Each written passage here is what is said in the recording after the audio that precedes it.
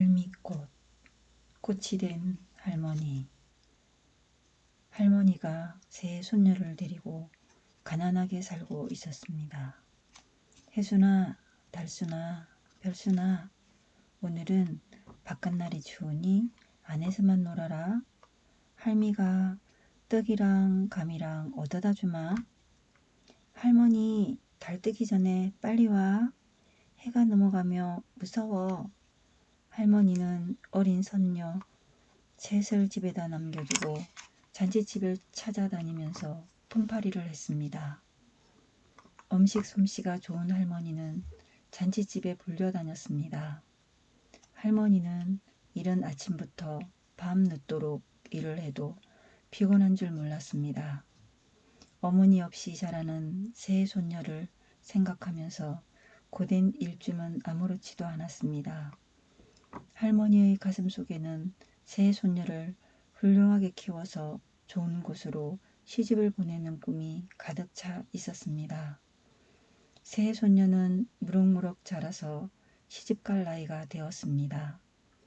큰손녀 혜순이는 김대감집 며느리가 되어 부잣집으로 시집을 가고 둘째 손녀 달순이는 바닷가에서 어물가게를 하는 부잣집으로 시집을 갔습니다.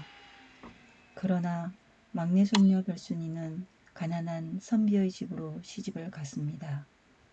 할머니는 세 손녀를 기르고 시집을 보내는 동안 새하얗게 늙어버렸습니다. 허리는 곱사처럼 굽어지고 머리는 눈빛처럼 하얗게 되었습니다. 산비탈 오막살이 집에는 할머니 혼자 외롭게 살고 있었습니다. 우리 혜순이, 달순이, 별순이는 잘들 살고 있는지, 첫 아들을 낳았을까, 딸을 낳았을까. 에이구, 시집을 가더니 할머니도 잊었나 보구나. 시집간 세 손녀한테서는 3년이 지나도록 소식 한 번 없었습니다. 찬바람이 휘몰아치는 겨울, 할머니는 불 꺼진 하루를 어루만지면서 시집간 손녀들을 생각하고 있었습니다. 할머니는 너무 늙어서 산에 가서 나무를 베어다 뗄 기운도 없었습니다. 할머니는 얼음장처럼 차가운 방에 혼자 앉아서 혜순이, 달순이, 별순이를 그리워하고 있었습니다. 할머니는 손녀들이 보고 싶어 병이 날 것 같았습니다. 죽기 전에 한번 만나봐야겠어. 할머니는 비틀거리는 몸을 겨우 가누면서 집을 나왔습니다. 할머니가 처음 찾아간 곳은 큰손녀 혜순이네 집이었습니다. 고래등 같은 귀아집이 대궐처럼 컸습니다. 할머니, 이 추위에 웬일이세요? 봄이 되어 날씨가 풀리면 오시지 않고요. 어서 들어오세요, 할머니. 큰손녀 혜순이는 할머니를 반갑게 맞았습니다. 아가, 그동안 잘 있었느냐? 내가 보고 싶어서 못 참겠더라. 할머니는 멸치 동안 혜순이네 집에서 잘 지냈습니다. 고기 반찬에 하얀 쌀밥을 먹으면서 지내는 동안 할머니는 오랜만에 행복을 느꼈습니다. 할머니가 혜순이네 집으로 온 지 열흘째 되는 날 밤이었습니다. 할머니는 옆방에서 들려오는 혜순이와 혜순이 남편의 목소리를 듣고 잠이 깨었습니다. 늙은이가 우리 집에서 살 작정인가 봐. 왜 안 가고 있지? 내일은 달순이네 집으로 쫓아보내요. 글쎄요, 노망이 들었는지 갈 생각은 않고 꾸물거려요. 고기 반찬에 쌀밥만 주니까 그런가 봐요. 내일 아침부터는 꽁보리밥에 무 조각만 줘야겠어요. 할머니는 가슴이 터질 것 같았습니다. 혜순이네 집에서 먹은 밥이 한꺼번에 목구멍으로 치솟아 오르는 것 같았습니다. 에이구, 무정하고 인정머리 없는 것더라. 늙은이가 먹으면 얼마나 먹겠느냐. 할머니는 긴 한숨을 내쉬면서 살며시 방문을 열고 혜순이네 집을 빠져나왔습니다. 꽁꽁 얼어붙은 밤하늘에는 차가운 별들만 깜빡이고 있었습니다. 할머니는 둘째 손녀 달순이네 어물가게 앞에서 서성거리고 있었습니다. 흩어진 하얀 머리, 떨어진 옷, 할머니는 거지꼴이었습니다. 자자, 박대 한 마리 줄 테니 쏙 나가요. 아침부터 재수없게 할망구거지가 오네. 어물가게 점원은 할머니에게 박대 한 마리를 집어주면서 투덜거렸습니다. 여보시오 총각, 나는 얻어먹으러 온 거지가 아니오. 우리 손녀 달순이를 만나려고 왔소. 나는 이 집 안주인 할미요. 가게 점원은 할머니의 말을 믿으려고 하지 않고 할머니의 등을 떠밀었습니다. 허허, 별 미친 노인을 다 보겠네. 우리 주인 아주머님이 당신 손녀라고요? 당치도 않는 소리 마시오.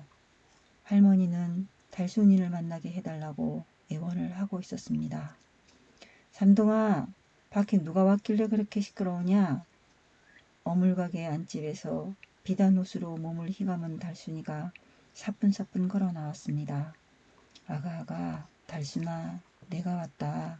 할미가 왔어. 그동안 잘 있었느냐? 할머니는 너무너무 반가워서 달순이의 손목을 덥석 잡으려고 했습니다. 그러나 달순이는 뒷걸음질을 치면서 아니 곱게 할머니를 노려보면서 톡 쏘아댔습니다. 에이구, 그게 무슨 꼴이에요. 거지 중에서도 산거지 같네요. 이런데 오려거든 옷이라도 깨끗한 걸로 입고 오시지. 그게 뭐예요? 창피해 죽겠네. 한 사람이라도 더 보기 전에 빨리 나를 따라와요.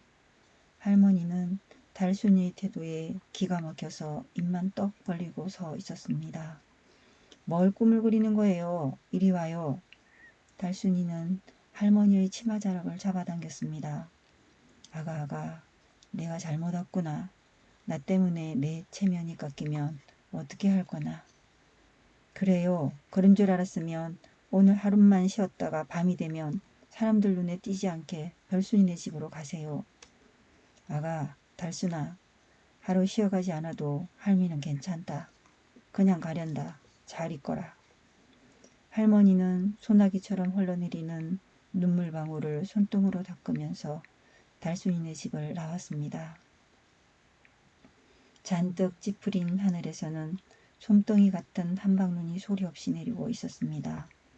새하얀 눈송이들은 할머니가 막내 손녀를 찾아가는 산 고갯길을 하얗게 만들어주고 있었습니다.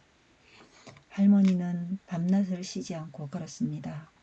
할머니의 발이 빠져 넘어지기도 하고 산 고갯길에서 미끄러져 대굴대굴 구르기도 했습니다. 조금만 더 가자. 저기 저 산고개만 넘으면 우리 별순이네 집이다. 우리 별순이를 꼭 만나야 해. 할머니는 마지막 하나 남은 산고개를 넘으려고 안간힘을 썼습니다. 할머니는 뽀얗게 흩날리는 눈보라 속을 뚫고 산고개 위까지 올라왔습니다. 휴, 이제는 다 왔다. 아가, 별순아, 할미가 왔다.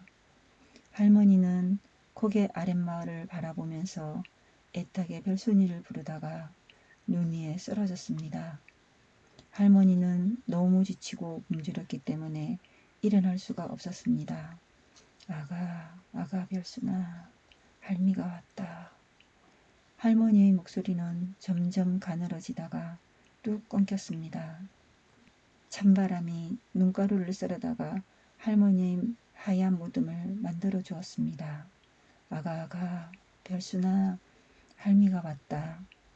밤마다 꿈속에서 들려오는 할머니의 목소리를 들은 별순이는 산 고갯길로 나가보았습니다. 할머니, 우리 할머니가 여기까지 왔다가 돌아가시다니. 별순이는 눈 속에 파묻힌 할머니의 시신을 끌어안고 울었습니다. 별순이와 선비는 언덕 위에 할머니의 무덤을 만들었습니다. 봄이 왔습니다. 할머니의 무덤 위에 할머니의 흰 머리카락처럼 흰 털이 나 있는 꽃이 피어났습니다. 할머니를 닮은 꽃은 허리를 굽혀 산 아랫마을을 바라보고 있었습니다. 할머니의 하얀 머리카락처럼 생긴 하얀 꽃들은 바람에 흩날렸습니다. 저 꽃은 손녀를 찾아왔다 죽은 할머니의 넋이된 꽃이에요. 저 꽃은 할머니처럼 생겼으니까 할미꽃이라고 해요. 산고개를 넘는 사람들은 할머니의 무덤 위에 핀 꽃을 할미꽃이라고 불렀습니다.